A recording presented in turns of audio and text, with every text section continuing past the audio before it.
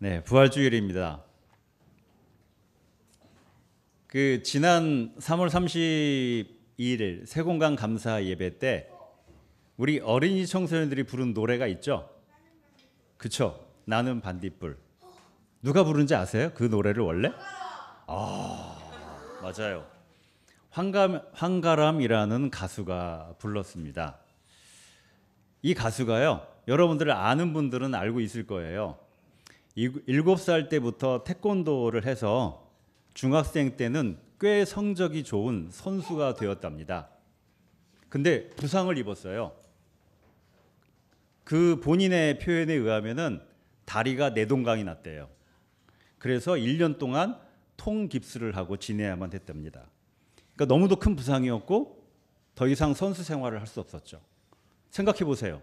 7살 때부터 중학생 때까지 엘리트 선수로 키워졌고 태권도 선수, 올림픽 금메달 이런 꿈을 가진 이제 10대의 청소년이 갑작스러운 부상 때문에 그 꿈이 꺾이게 된 거예요.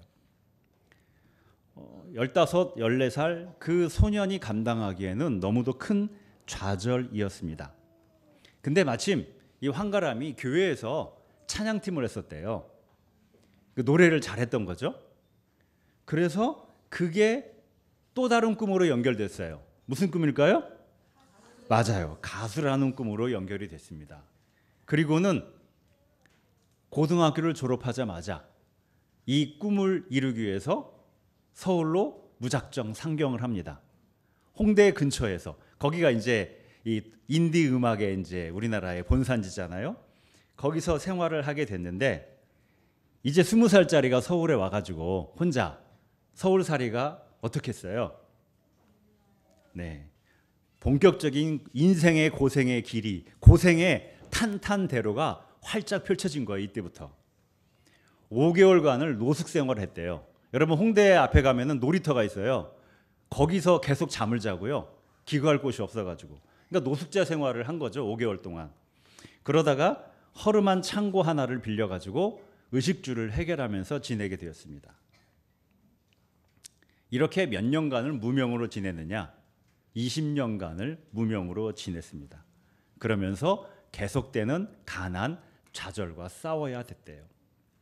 그러다가 작년에 인생의 노래를 만납니다. 이게 나는 반딧불이었어요. 그리고 인생 역전이 일어나게 됐죠. 여러분 20년 세월이에요. 20살부터 40살까지. 그가 이 20년이라는 시간을 버티면서 올 수 있었던 힘이 뭐냐 했더니 가수라는 꿈 때문이었다는 거예요.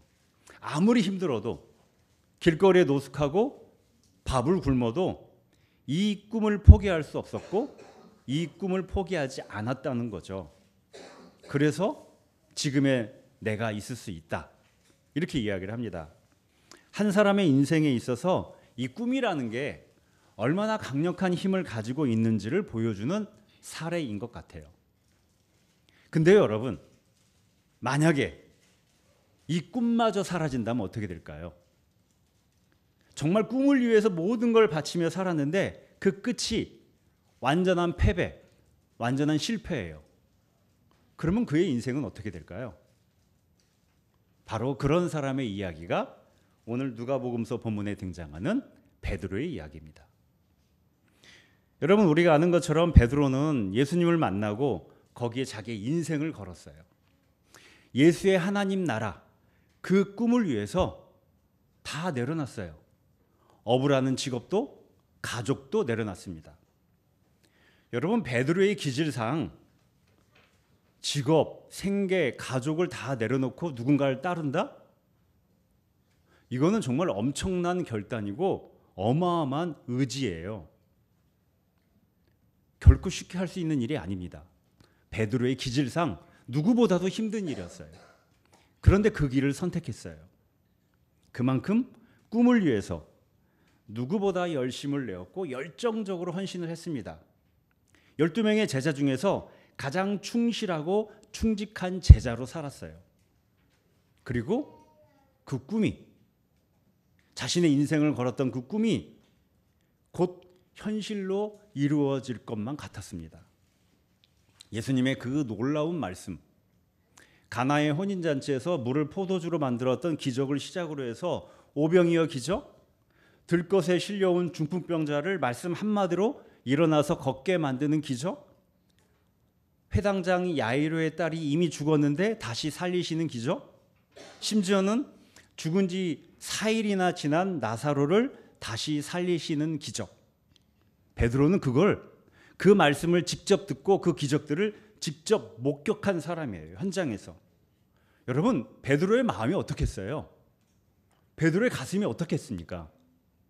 정말 벅찬 기대와 벅찬 설레임으로 가득 찼을 겁니다. 내가 인생을 걸었던, 내가 내 인생의 권위자로 믿고 따랐던 그 선생님에 의해서 주어지는 우리의 꿈, 그 하나님의 꿈이 곧 현실이 되겠구나. 이 현실에서 나의 인생에 우리의 꿈이 곧 이루어지겠구나. 그런데 언젠가부터 예수님이 그런 베드로를 심히 불안하게 만드는 말씀을 하기 시작합니다. 베드로는 열정적으로 헌신하는 만큼 한편으로는 그 마음속에 계속 그 불안이라는 것이 스물스물 올라오게 됐어요. 인자가 이방 사람들에게 넘어가고 조롱을 받고 모욕을 당하고 침뱉음을 당할 것이다. 그들은 채찍질한 뒤에 그를 죽일 것이다. 그들은 그를 죽일 것이다. 여러분, 그 말을 들을 때 베드로가 얼마나 불안했겠어요. 그의 기질상 공포 대항형. 그래서 이 불안을 거부하고 싸우기라도 하듯이 베드로는 그만큼 단호하게 이렇게 이야기를 합니다. 선생님, 다른 사람은 몰라도 저는 절대로 선생님을 버리지 않습니다. 저는 절대로 선생님 곁을 떠나지 않겠습니다. 여러분, 이건 결코 허세가 아니었어요. 베드로의 진심이었습니다. 하나님 나라의 꿈을 이루기 위해서 감수해야 되는 고난이라면, 그게 선생님과 함께하는 것이라면 기꺼이 감당할 준비가 되어 있었거든요. 내 인생의 최고의 권위자 예수님이 곁에 있는 한, 함께 있는 한, 그 어떤 인생의 폭풍우도 다 견딜 수 있을 것 같았어요. 자, 그런데 어떻게 됐죠? 그 불안이 결국 현실이 되고 맙니다. 예수님의 예고처럼 진짜로 예수님이 체포당해서 끌려가는 거죠. 그 능력의 예수가, 그 놀라운 능력을 보여줬던 예수가 한 마리의 어린 양처럼 무기력하게, 너무도 무기력하게 끌려가는 거예요. 베드로는 모든 것이 다 무너지는 것 같았어요. 정말로 힘이 필요한 순간에 왜 능력을 발휘하지 않으시는 거지? 수천 가지 생각이 밀려오면서 베드로는 그런 가운데 멀찍이 떨어져서, 이게 베드로의 마음을 표현하죠. 완전히 나몰라를 할 수는 없어요. 그러나 멀찍이 떨어져서 체포당한 스승을 따라갑니다. 아마 내딛는 발걸음 하나하나가 너무도 무거웠을 거예요. 뭐가 잘못된 거지? 어떻게 이런 일이 벌어질 수 있는 거지? 그동안 우리가 함께했던 그 놀라운 시간들은 도대체 뭐야? 뭐가 이토록 우리의 현실을 완전히 뒤틀리게 만든 걸까? 나는 도대체 누구를, 무엇을 믿었던 것일까? 그러는 가운데 베드로의 머릿속에 아마 이런 말이 들려오지 않았을까? 저는 상상해 봅니다. 너는 실패했어. 너희는 패배한 거야. 네가 인생을 걸었던 하나님 나라의 꿈은, 그걸 이루기에는 현실의 노마의 힘은 너무도 강력해. 현실의 예루살렘 성전의 힘은 너무도 강력해. 그래서 너희의 꿈은 산산조각이 났어. 완벽한 실패인 거야. 그리고 더불어 너의 인생도 이제 끝났지. 그토록 굳건했던 베드로의 믿음, 베드로의 헌신이 한없이 흔들리고 있습니다. 그리고 그의 충성도 어디로 가야 될지 방향을 잃어버리고 만 거죠. 그리고 오늘 본문의 사건에 이제 진입하게 돼요. 멀찍이 떨어져서 예수님을 따라온 베드로가 대제사장의 집 마당까지 들어오게 됐죠. 거기서 베드로를 알아본 누군가가 말을 합니다. 이 사람도 그와 함께 있었어요. 당신도 나사렛 예수 그와 한패이죠. 베드로는 자기도 모르게 본능적으로 거짓말을 합니다. 이보시오, 나는 그를 모르오. 나는 그들과 관계가 전혀 없는 사람이란 말이오. 연속적으로 2번이나 너무도 자연스럽게 거짓말을 해요. 부인을 하죠. 그러면서 위기를 모면하려고 했어요. 1시간쯤 지났는데 또 다른 사람이 베드로에게 이번에는 가장 강력하게 주장을 합니다. 틀림없이 이 사람이 예수와 함께 있었던 것을 내가 보았소. 분명히 이 사람도 나사렛 도당의 한패요. 상대가 강력하게 말하면은 어떻게 해야 돼요? 나도 그만큼 강력하게 이야기를 해야죠. 그래서 3번째, 베드로는 가장 강도가 세게 거짓말, 부인을 합니다. 나는 당신이 도대체 무슨 소리를 하는지 모르겠어. 도대체 무슨 소리 하는 거예요? 나하고 아무 상관없는 이야기예요. 여러분, 이 순간 지난 3년간 그토록 충직하고 헌신했던 제자 베드로는 어디에도 없었어요. 단지 살기 위해서, 살아남기 위해서 거짓말이 됐든 뭐가 됐든 다 해야만 하는 초라하고 허약한 시골 촌부가 거기 있었던 거죠. 더 이상 제자 베드로는 거기 없어요. 그저 살고 싶은 허약한 한 인간이 있었을 뿐인 거죠. 여러분, 베드로의 이 거짓말은요, 순간적인 실수가 아니에요. 순간적인 실수가 아닙니다. 베드로의 내면 깊숙하게 자리 잡은 아직 그리스도의 빛으로 정화되지 않았던 그의 거짓자의 발현. 베드로가 가지고 있는 근원적인 정서, 불안과 두려움이라는 그 근원적인 정서가 올라온 거예요. 가장 인생의 밑바닥의 위기 상황에서. 베드로는요, 분명 예수를 사랑했고요, 자신의 모든 것을 걸고 따르고자 했어요. 베드로의 이 고백과 열정과 헌신은요, 진심이었습니다. 그의 의식적인 자아, 그의 의지적인 자아는 정말 진심으로 그렇게 했어요. 그런데 생존이 위협받는 그 위기의 순간에 베드로의 내면 깊숙한 곳에 자리 잡은 그의 원초적인 두려움, 원초적인 불안, 어떻게 해서든 내 안전과 생존을 지키고자 하는 그 본능이 베드로의 의식과 의지와 신앙을 압도했다는 거예요. 상황이 무엇이든 하나님을 신뢰하고 의지하는 그 믿음보다 내 스스로의 힘으로 이 위기를 이겨내고 아니면 견뎌내고 내 자신을 지키려고 하는 필사적인 몸부림이, 그 본능이 작동하고 있다는 거죠.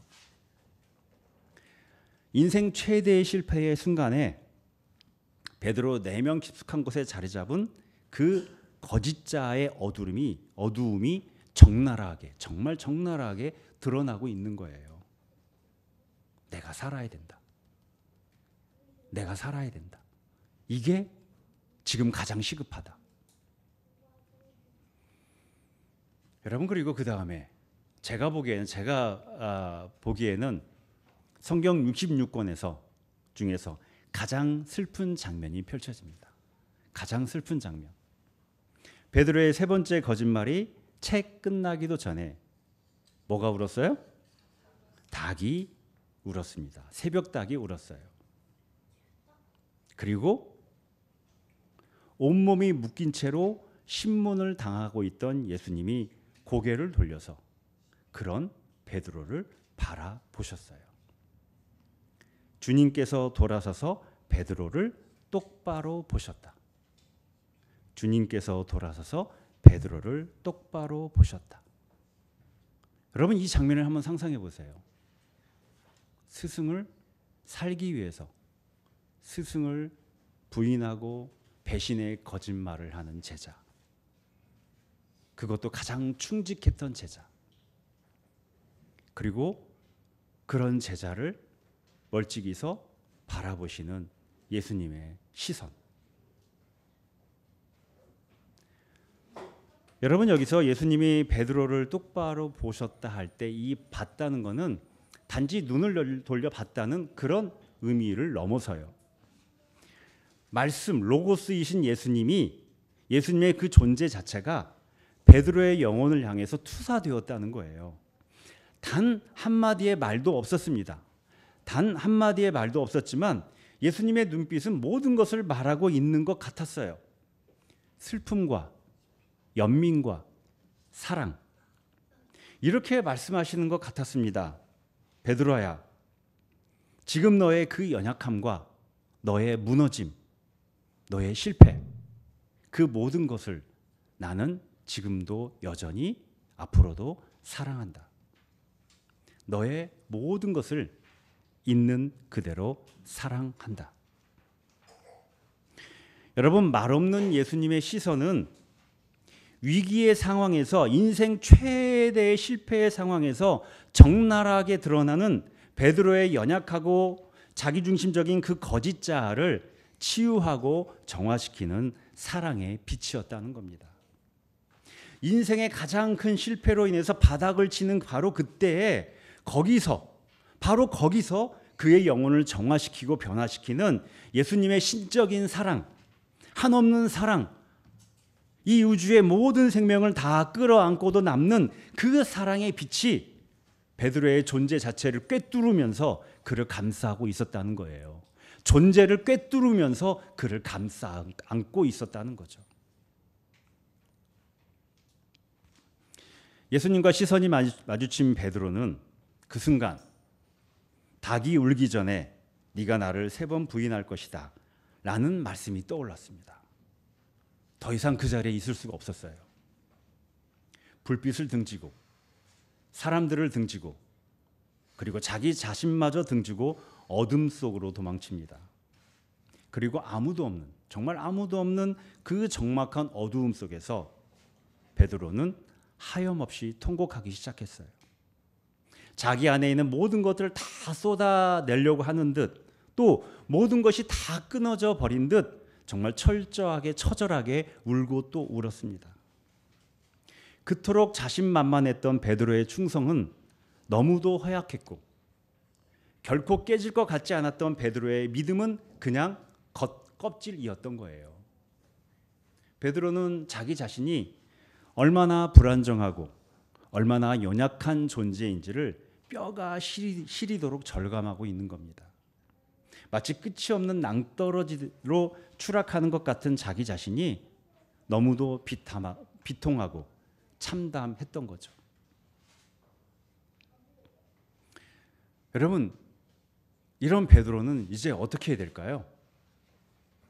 이대로 베드로의 인생은, 그의 꿈은 처절한 실패와 패배로 끝나는 것일까? 결정적인 순간에 스승을 버린 배신자로 그렇게 평생을 살아야 되는 걸까? 우리가 잘 알고 있는 것처럼 그렇게 되지는 않았어요. 인생의 바닥까지 내려간 바로 그 순간에, 그때에 베드로의 내면에서 무언가 변화가 일어나기 시작했습니다. 뭔가 변화가 일어나기 시작했어요. 무언가 씨가 자라고 싹이 나고 뭔가가 울렁거림이 일어나기 시작했습니다. 무언가 그 깜깜한 어둠 속에서 뭔가 자그마한 빛이 비추기 시작하고 그 빛이 조금씩 더 커져갔어요. 그리고 시간이 흘러서 부활하신 주님을 만났을 때 예수님이 물어보죠. 베드로야, 네가 나를 사랑하느냐? 베드로야, 네가 나를 사랑하느냐? 베드로가 뭐라고 대답을 합니까? 주님께서 모든 것을 아십니다. 그러므로 내가 주님을 사랑하는 줄을 주님께서 아십니다. 여러분, 이거 이상하지 않아요, 좀? 너는 나를 사랑하니? 물어보는데 제가 당신을 사랑하는 줄 당신이 아십니다. 주님께서 모든 걸 아십니다. 예전에 베드로 같으면 이렇게 대답했을 거예요. 예, 주님. 저는 주님을 너무도 깊이 사랑합니다. 주님을 향한 저의 사랑은 변함이 없습니다. 내 자신의 충성과 내 자신의 헌신과 내 자신의 열심을 예수님께서 알아주기를 바라듯이 이렇게 자신만만하게 이야기했을 거예요. 그런데 지금 베드로는 이렇게 말하는 거예요. 주님께서 모든 것을 아십니다. 주님께서 모든 것을 아십니다. 여러분, 스승을 배신하고 처절한 통곡을 하고 있던 그때 자신이 얼마나 허약한 겁쟁이인지를 너무도 고통스럽게 인식하고 있던 그때 그 철저한 깨어짐, 그 순간에 역설적이게도 베드로의 영혼에 새로운 변화를 일으키시는 하나님의 빛이 임하는 공간이 만들어졌다는 겁니다. 하나님의 빛이 임하는 공간이 그의 영혼에 만들어졌어요. 통곡의 눈물로 젖은 베드로의 영혼은 딱딱한 껍질을 벗고 부드러운 밭으로 변화되어 갔어요. 그리고 그의 눈물은 거짓자를 씻어내고 그의 영혼을 정화하고 하나님의 빛을 새롭게 받아들이는 준비로서의 눈물이 되었다는 겁니다. 그래서 이때 흘린 베드로의 통곡의 눈물은 거룩한 눈물이고 거룩한 통곡이었어요. 여러분, 이렇게 고통스러운 여정을 거치면서 베드로의 존재와 삶의 중심이 바뀝니다. 중심이 바뀌었어요. 더 이상 내 헌신, 내 열심, 내 충성 이게 아니었어요. 더 이상 거짓자의 거짓 자신감, 거짓 헌신, 거짓 충성, 거짓 믿음에 끌려가지 않게 되었어요. 그의 존재와 삶의 중심은 부활하신 예수께 있었습니다. 자신의 모든 것, 그의 배신과 절망의 시간까지도 모두 다 주님께 드렸어요. 여러분, 이것이 베드로의 부활이에요. 이게 부활입니다. 그저 살고 싶었던 연약한 한 인간. 그 연약함은 지금도 여전해요. 연약함이 사라지진 않았어요. 그런데 굳건해진 게 있어요. 뭐냐? 하나님을 향한 신뢰와 믿음. 이거는 예전과 비할 수 없이 굳건해졌다는 거죠. 그래서 다른 주체성이 생겼습니다. 이전에는 하나님 나라를 나의 헌신으로, 나의 충성으로, 나의 열심으로 이루고자 했어요. 그런데 다른 차원의 주체성이 생겼어요. 하나님을 향한 신뢰와 믿음으로 하나님께서는 반드시 하나님 나라를 이룰 것이야 라고 하는 그 신뢰로 하나님의 나라의 꿈을 위해 살아가는 제자로서의, 진정한 제자로서의 주체성이 생기게 되었다는 거죠. 여러분, 그래서 예수님이 부활하신 시간 또한 베드로가 새롭게 부활하신 시간이었고 그 베드로와 같은 인생의 여정과 삶의 여정을 살아가는 모든 이들의 부활의 시간이기도 하다는 겁니다. 지난 4월 4일에 헌법재판소의 탄핵 심판 선고가 있었죠. 제가 그때 어디 있었죠? 네. 9박 10일 향신기도 피정에 들어가 있었습니다. 침묵하며 계속 기도하는데 4월 4일에 선고가 있다고 저분이 카톡으로 저한테 보내왔어요. 원래 카톡도 잘 안 보는데 어머니가 이제 몸이 안 좋으신 상태 들어가서 어머니에 대해서 이제 그 상태를 알기 위해서 카톡을 이렇게 했거든요. 그래서 이제 하루에 한 번 정도 카톡을 봤는데 4월 4일 11시에 선고가 있다고 저한테 알려주는 거예요. 그리고 이제 진행하는 신부님이 또 그걸 또 꼴랑 또 알려주더라고요. 분심이 생기게. 4월 4일 오전 기도하러 가야 되는데 고민이 됐습니다. 이 역사적인 순간을 기도하고 있어야 되나? 그냥 기도하러 가지 말고 핸드폰으로 선고 중계하는 걸 볼까? 아니면은 30분씩 3번 기도하니까 시간을 계산하니까 처음에 30분 기도한 다음에 방으로 와서 중계를 보면 될 것 같더라고요. 그렇게 볼까? 아니, 이 역사적인 순간에 내가 피정을 안 왔으면은 그 재판소 앞에 가서 현장에 있거나 그럴 텐데 하필 이때 피정을 와가지고 이게 이러면서 이런저런 생각이 밀려왔습니다. 제가 어떻게 했을까요? 네, 뭐 노 목사님이 그날 이야기했다고 하더라고요. 네. 기도하러 왔으니 기도해야겠다. 그래서 모든 것을 하나님께 맡기고 기도하러 가기로 마음을 먹었습니다. 그때 제가 영성일기 노트에 이렇게 썼어요. 역사의 주인이신 하나님, 하나님께 모든 걸 맡기고 저는 기도하러 갑니다. 이게 제 진심이에요. 그리고 역사는 순리대로 풀어갈 것이다 라고 확신했어요. 제 의식적인 자아는 그렇게 확신했어요. 그렇기 때문에 평안한 마음으로 기도하러 갔습니다. 자, 이제 성당에서 기도가 시작되었습니다. 제 기도가 어떻게 됐을까요? 어떻게 됐을까요? 너무 힘들었어요. 정말 지난 한 5, 6년간의 향신기도, 아니 한 10년여간 향신기도 중에서 가장 힘든 기도의 시간을 보냈습니다. 처음에 앉았는데 처음엔 평안했죠. 근데 저 내 안 깊은 곳에서 스물스물 무언가 찾아오기 시작하는 거예요. 불안이라는 감정, 불안감, 불안과 그 감정과 연결된 온갖 생각들. 이거 기각되면 어떻게 하지? 내 주변에 아는 분들 한 명씩 두 명씩 잡혀갈 텐데 거기다가 내 이름이 나와가지고 나도 잡혀가면 어떡하지? 아, 그러면 김창호 이름을 대고 난 쟤 때문에 그랬어요. 뭐 이렇게 말할까? 이런 별별 생각들이 불안감과 함께 따라오는 거예요. 떼거지로 몰려오기 시작했습니다. 막 폭격이 이루어지는데요, 내 안에서. 여러분, 내 의식과 의지는요, 역사의 주인이신 하나님을 분명히 믿었습니다. 근데 그 의식과 의지 너머에 불안들이 계속 몰려 들어오는 거예요. 당연히 거룩한 단어를 불러드렸죠. 어땠을까요? 아무 소용이 없어요. 그냥 거룩한 단어, 제 거룩한 단어가 자비인데 자비까지도 못 가고 사라져요. 정말 그토록 집요한 불안이 내 안에 있었다는 게 놀라울 정도였습니다. 나중에 몸이 아파오기 시작하는 거예요. 먼저 어깨가 뭉치기 시작하더니 가슴이 답답하고 쪼이는 통증이 있어서 이러다가 쓰러지는 거 아니야?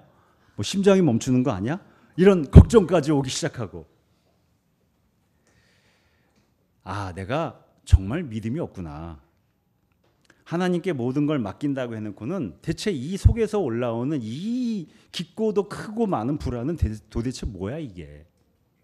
내가 이토록 믿음이 없었단 말이냐? 나 스스로에 대한 좌절감이 또 밀려오기 시작했습니다. 불안감, 좌절감. 얘네가 쌍둥이가 돼가지고 제 내면에서 요동을 치는 거예요. 제가 올해로 목사로서 29년이 됐어요. 이번 4월 달이 만 29년이거든요. 근데 내가 이렇게 믿음이 없다니, 이렇게 믿음이 부족하다니, 그런 나를 보는 게 너무도 힘들었어요. 정말 힘들었습니다.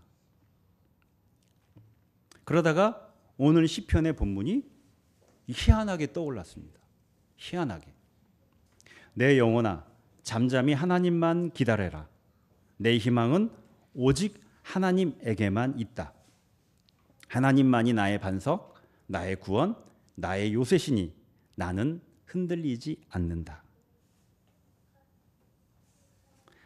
내가 반석이고 내가 구원이고 내가 요새가 아니라 하나님만이 반석이고 구원이고 요새이시기 때문에 내가 흔들리지 않는 거예요. 그 중에서도 이 반석이라는 단어가 유독 크고 강력하게 마음의 울림으로 채워졌습니다. 여러분, 향식기도에서는 이것도 뭐예요? 또 하나의 생각이죠. 그래서 어떻게 해야 돼요? 거룩한 단어를 불러드려야 됩니다. 근데 어땠을까요? 소용이 없었어요. 불안감, 좌절감, 반석, 이게 섞여가지고 이 안에서 요동치는데, 반석하면 위로가 됐다가 불안감, 좌절감이 이러고 있다가 정말 널뛰기를 하고 있는데요. 거룩한 단어가 아무 소용이 없었어요. 너무도 힘들어가지고 향신기도를 하다가 이 정도 상태가 되면은 눈 뜨고 뛰쳐나가고 싶어져요.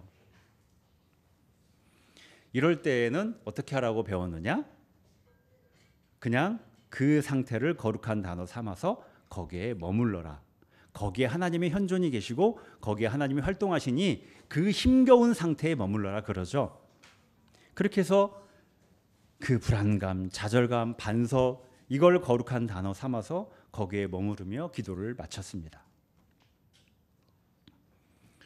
여러분, 참 희한한 거는요, 내가 29년을 목사로 살았는데 이렇게 믿음이 없는 사람인가라는 거를 적나라하게 내가 알아차리고 그것 때문에 힘들어하는 바로 그때에 반석이신 하나님의 이미지가 떠올랐다는 거예요. 영적 여정을 잘 가고요. 영적으로 성장하면 목사로 30년쯤 살면은 내가 반석이 어느 정도는 되어 있을 것이라고 생각을 했어요. 그래도 반석이겠지. 근데 그게 아니라는 거예요. 나는 반석이 아니고요. 반석이 되기도 어려워요. 죽을 때까지 나는 반석이기 어려워요. 오히려 내가 그것을 기대하고 그런 나를 믿고 의지할 때 어떤 시간이 나에게 찾아오느냐? 베드로의 뜰의 시간이 나에게도 찾아온다는 거죠. 베드로의 뜰의 시간이. 그 대신에 내가 영적으로 진보하고 성장할수록 내 안에 있는 불안과 두려움, 허영과 허세, 무력함과 자기 연민을 더 절절하게 보게 될 거예요. 그리고 바로 그때, 그렇게 나의 어두움들을 내가 더 절절하게 보게 되는 바로 그때에 나를 비추는 빛이 있어요. 나를 비추는 빛. 그런 나를 한없이 사랑하시는 하나님의 시선이 있다는 거예요.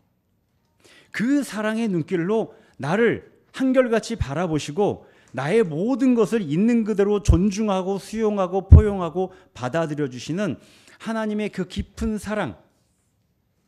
여러분, 영적으로 진보하고 성장한다는 것은 바로 그 사랑의 시선으로 나를 보는 거예요. 그 사랑의 시선으로 나를 보는 겁니다. 내가 나를 조건 없이 사랑한다?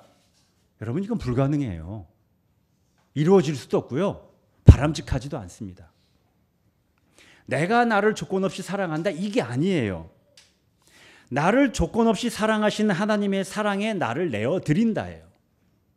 조건 없는 하나님의 사랑에 나를 내어드린다. 여러분, 이게 베드로의 부활이고 또한 우리의 부활인 겁니다. 그래서 이 피정과 탄핵선고 이야기의 끝은 뭐냐? 제가 20년 만에 제 향신기도의 거룩한 단어를 바꿨습니다. 자비에서 기도 끝난 다음에 이제 거기 이렇게 이게 뭘까 하고 돌아보는데 바꿔야겠다. 네. 반석으로 바꿨어요. 원래 거룩한 단어에 큰 의미를 두지 말라고 하잖아요. 근데 바꾸고 싶었어요. 20년 했으면 됐다 이제 이게.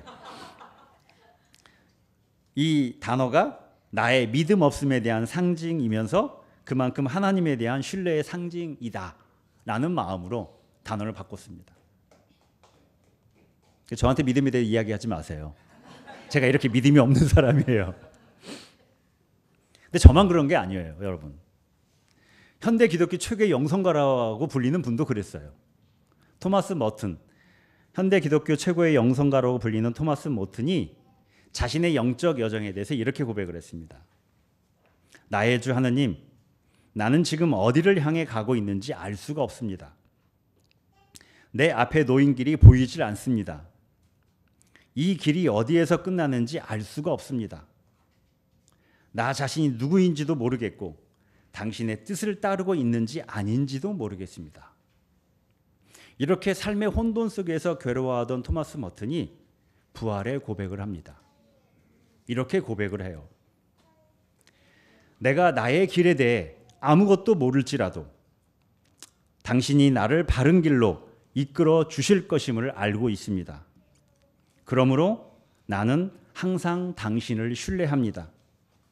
비록 내가 길을 잃고 죽음의 그늘에 놓여 있다고 여겨질 때에도 나는 당신을 깊이 신뢰하며 두려워하지 않을 것입니다. 당신이 늘 내 곁에 계시고 위험 속에서 나를 혼자 버려두지 않으시고 절대로 나를 떠나지 않으심으로 두려워하지 않겠습니다. 여러분, 이것이 오늘 우리에게 일어나야 하는 부활이에요. 오늘 우리에게 일어나야 되는 부활입니다. 하나님에 대한 깊은 신뢰. 2000년 전 예수님의 부활은 이렇게 우리의 내면과 우리 존재의 인격에서 하나님을 향한 더 없는 깊고 깊은 신뢰와 믿음이라는 변화로 일어나야 돼요. 이러한 부활의 여정을 살아가시는 여러분이 되시기를 바랍니다. 길을 잃고 죽음의 그늘에 놓여 있는 것 같을지라도 그렇게 여겨질 때에도 하나님을 깊이 신뢰하며 나를 바라보시는 그 사랑의 시선을 기억하며 그래서 두렵지만 분명히 두려워요. 안 두려운 게 아니에요. 두렵지만 사시나무 떨들 떨고 있지만 두려워하지 않는 떨지만 떨지 않는 여러분 그리고 우리 모두가 되기를 바랍니다. 오늘 말씀을 마치면서 오늘 에베소서 본문 사도 바울이 에베소 교인들에게 드리는 기도로 말씀을 마치고자 합니다. 여러분 이 기도의 내용처럼 그리스도의 사랑으로 속사람 여러분의 내면의 인격이 강건하고 충만한 그러한 부활의 삶을 여러분이 살아가기를 바랍니다. 기도하겠습니다. 아버지께서 그분의 영광의 풍성하심을 따라 그분의 성령을 통하여 여러분의 속사람을 능력으로 강건케 하여 주시고 믿음으로 말미암아 그리스도를 여러분의 마음속에 머물러 계시게 하여 주시기를 빕니다. 여러분이 사랑 속에 뿌리를 받고 털을 잡아서 모든 성도와 함께 그리스도의 사랑의 너비와 길이와 높이와 깊이가 어떠한지를 깨달을 수 있게 되고 지식을 초월하는 그리스도의 사랑을 알게 되기를 빕니다. 그리하여 하나님의 온갖 충만하심으로 여러분이 충만하여지기를 바랍니다. 예수님의 이름으로 기도합니다. 아멘.